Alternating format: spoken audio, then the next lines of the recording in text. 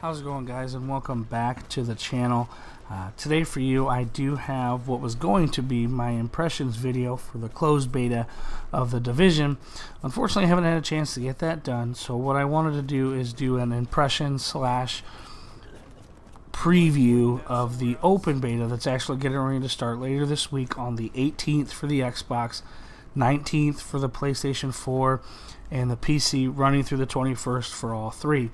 I wanted to kind of go over a few things that I really did enjoy through the closed beta, and some of the things that I kind of hope that get changed between now and the release in March, and then go over a few things that they're making changes to as far as the open beta is concerned. So before we go really into the video, for those of you who are not familiar with The Division and what it is an MMORPG third-person shooter, and I think that is going to be an important distinction to make when you compare this game to Destiny, and ultimately I know a lot of people have already done so, and a lot of people are going to when the main release happens in March.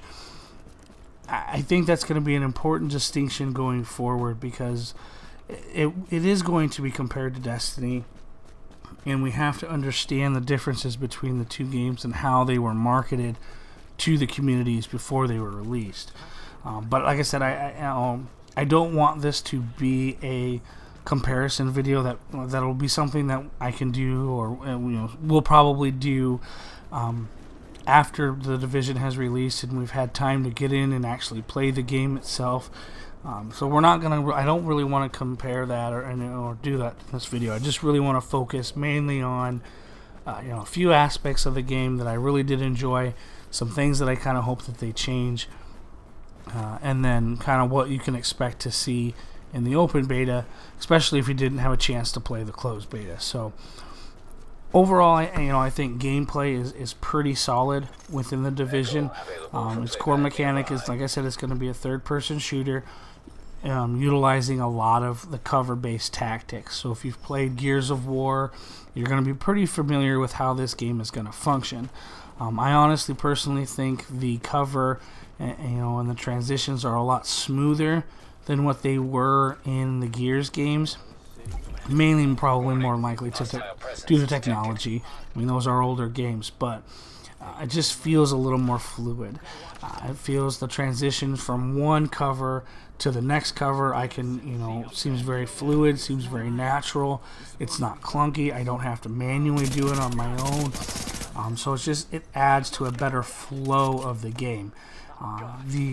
The third-person aspect, I've always been a fan of third-person shooter games. It's been my favorite way to play a shooter. The gun combat does feel really solid. That third-person aspect, I think, just lends itself a little bit better to the tactical aspect of the game, because the AI, you're gonna run into some AI that are pretty stupid, kind of take the shooting, take the beating, if you will. But then you're going to run into groups of enemies that are a little bit higher level that are going to use tactics like flanking or using grenades to kind of flush you out of your cover. So being in that third-person view is going to help you see the battlefield, see the engagement, see the character movement, and kind of adjust your play, adjust your position so that you can survive those engagements. So I think overall the gameplay is pretty solid. A few things that I'd like to maybe see, maybe some changes or some tweaks into it. I'd maybe be able to kind of transition some obstacles, mainly like cars, things like that, while aiming down sights. Allow my character to aim down sights and kind of walk up on the hood of a car, so I can kind of elevate my shooting in case I'm trying to shoot somebody that's behind cover. Little things like that, little tweaks like that. Nothing major, nothing game breaking that I think needs to change, but it's just something that I think would be kind of a cool little aspect to add to it. The other thing that I really did like about The Division is how they're handling the loot system. Now, I mentioned at the beginning of the video that they classified this game as an MMORPG, and that was important. And I think this loot system is more of a traditional MMORPG loot system than that of Destiny. Again, it's going to be the same kind of basic function. You're going to have your tiered, weapons and equipment. You're going to have your white level all the way up to your yellow level legendary.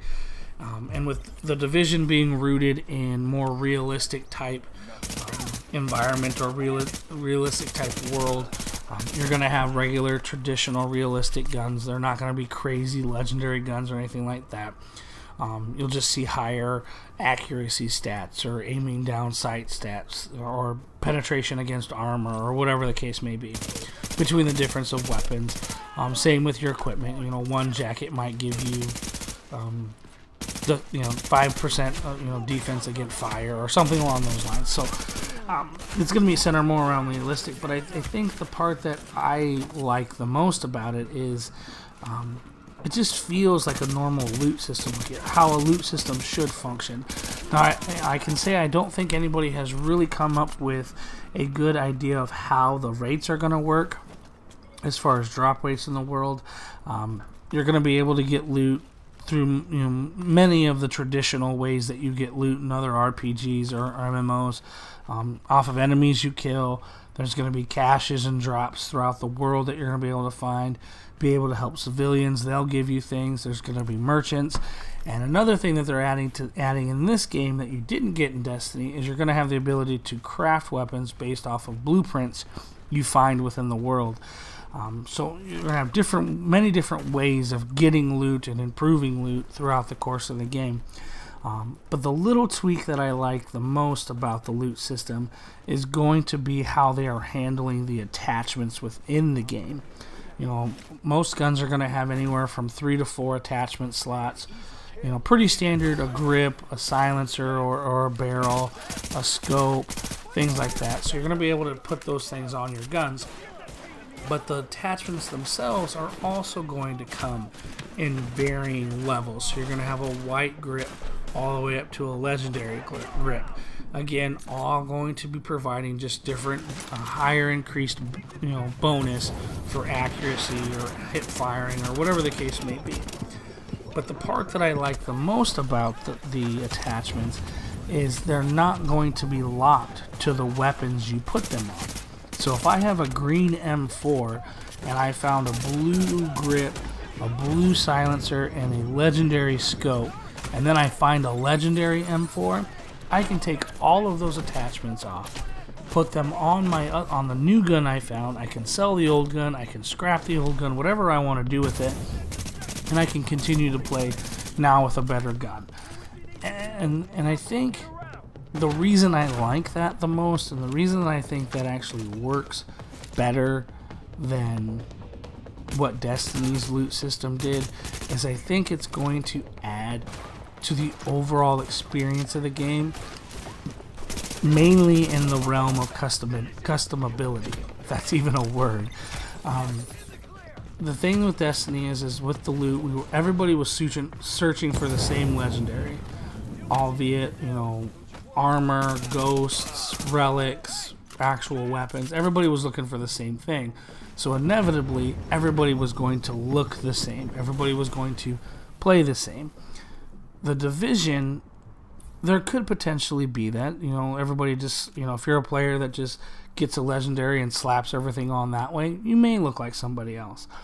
But because you're going to have the freedom to pick and choose what you want and what you want to wear, you don't necessarily have to wear that, because you may be able to make up for that stat that you're losing by not putting on a legendary scope and putting on a blue scope or a green scope. You might be able to make up with it for something else, from somewhere else. So I think it's just going to lend itself overall to a better customizing your character, a better experience, and it's just going to reward the player a little bit better for the grind, if there's indeed going to be a grind, which more than likely there'll probably be some sort of grind. It's going to reward you for that time and effort you put into that, because you're going to be able to make that character feel a more personable, more like you, more like, I own this character, this is me. And honestly, I think that is what was missing from the loot system within Destiny. So as far as changes to the loot system, I don't know. I think at its core right now, it seems like it's going to function really well. The major changes in that are going to come after March, a month or two down the line. when everybody's had a really good amount of time to put into the game and get to see what it's going to be like. So right now I'm not going to say that there's many changes that I want to see, but I'm sure there's going to be changes to it. There's going to be tweaks, there's going to be fine-tuning things once those do hit. So it's definitely going to be an aspect of the game that I think is going to be enjoyable and just going to add to the overall experience as far as hindering it or bringing it back. Now, as far as the PvE area, things that they're going to be updating or adding from the closed beta to the open beta. In the closed beta, I don't want to give away any spoilers, so I'm not going to tell you what they were. I want everybody who hasn't had a chance to experience have a chance to go into it and not have anything ruined for them. In the closed beta, you got one story mission and then a few side quests that you got to do. Those are going to carry forward to the open beta, and then they're going to add one additional story mission and then another trait or ability to your character, because I believe we got 3 or 4 in the closed beta. They're going to add one more to that in the open beta, which you'll get as a result of completing the story missions. So we're going to get some more content. We're going to get a little bit more of the backstory of the lore, if you will, of the Division with another story mission, and we're just going to see how those all function. So overall, for the PvP experience, there's not a whole lot that I would change right now. I think adding a little bit more transition mechanics as far as aiming down sights, kind of things like that, which again are not, it's just more of a personal thing. There isn't anything major right now that I would change, other than maybe adding a little more characters to the PvE area as far as AI controlled characters, but that could just be a beta thing. For all we know, when you actually get into the actual world of the game, there might be quite a few AI characters out there to engage with, but that would probably be my one major change right now, is just adding more AI controlled characters to the world in the PvE area. So that's going to bring me to the last thing that I really did enjoy with this game, and that's going to be the PvP area called the Dark Zone. So essentially what this is again, like I said, the Division is based on reality, so it's set in New York, so it's your downtown New York, and the Dark Zone is going to be the center of New York, where it's going to be the area hardest hit by the infection, and it still technically is contaminated and infectious. So going in there, you're going to have to wear a gas or a breathing mask. There's areas within that map that are going to be contaminated, and they require a certain level mask to be able even to go in those areas. So in that area, you'll encounter AI characters. You're going to encounter those contaminated zones. You're also going to encounter character-controlled individuals within that world too, and that's kind of where the gameplay experience changes. Essentially, in the Dark Zone, it's every man for himself. You can go in there lone wolf style by yourself. You can go in there with a team of operatives and stick together and work together. But it's gonna be a different beast. It's gonna be a different experience. It's just going to be a new wrinkle in the gameplay. And the reason that is it takes me back to the loot, the part that I really enjoyed in the PvE. In PvE, loot is player based. If something drops in my world that's a legendary, I'm only going to see it. Very similar to like in Diablo for the console. In the PvP area, if a legendary drops, everybody sees it. It's game oriented, so anybody in the vicinity of that area is going to see that legendary drop. I'm going to have to pick that up. It's going to look like that little yellow bag on my backpack, so people are going to know what I have. You can inspect me. I see what I have in my bag. There's going to be, so just, you have this kind of white knuckle tension filled situation of, I just got this really sweet gun or these really sweet attachments. I got to get this out of here before I lose it. And you can't just take guns out of or equipment out of the Dark Zone. It has to be extracted from drop points. So you're going to have to protect the drop point. You're going to have to protect yourself on the way to the drop point. It's just overall going to be just a different gameplay experience from what you were getting from PvE, but still also with that same flow, the same gun combat, everything that was done really well in the PvE area. They're gonna, like I said, they're making some changes from the closed beta to the open beta. But before I go into those, the only thing really that is going to be an issue for the Dark Zone, I think, and I don't know if there's going to be a way to fix this, is there was a really bad pack mentality within the closed beta.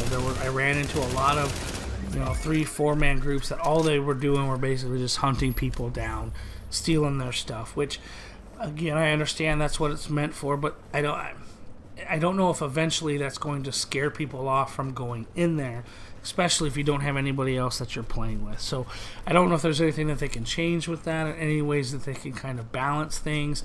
I don't know how that will work, but that would be one thing that I would potentially say needs to be looked at as far as the Dark Zone is concerned. So some of the things they're changing between the two betas is they're adding more AI characters to the world, which was something I wanted in the PvE, so I'm more than likely that's something we'll get, at March when it launches.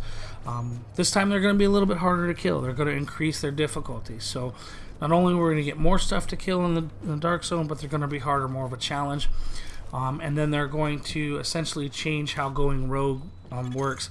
Essentially, when you go rogue, it means that you've killed another player-controlled character. It's a purple thing goes, or a red thing goes over your name, and it indicates that to other players. There's bounties placed on characters' heads. There's things like that. If you kill somebody who's gone rogue, you get a bigger XP buff. So there's going to be different things out of that, and they're kind of changing how that's going to function as well. So overall, I think the Division, when you factor in PvE, PvP, and the loot system, all right now at its core seems like a very strong game and a very, very good possibility of being what Destiny should have been. So again, we're going to have to wait and see, play it out when March hits, but I think early indications is that this is going to be exactly what we wanted Destiny to be, and that's a good thing. So if you haven't had a chance to play the closed beta, I highly recommend getting into the open beta. Like I said, it's free of charge. You don't have to pre-order anything, just download it. Let me know what you think. Is the Division something that you can get into? Is the Division going to be what Destiny should have been to you?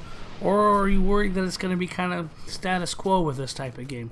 Let me know in the comments, and we'll kind of pick up where we left off after that. So again, guys, thanks for the support of the channel, and I'll catch you guys next time.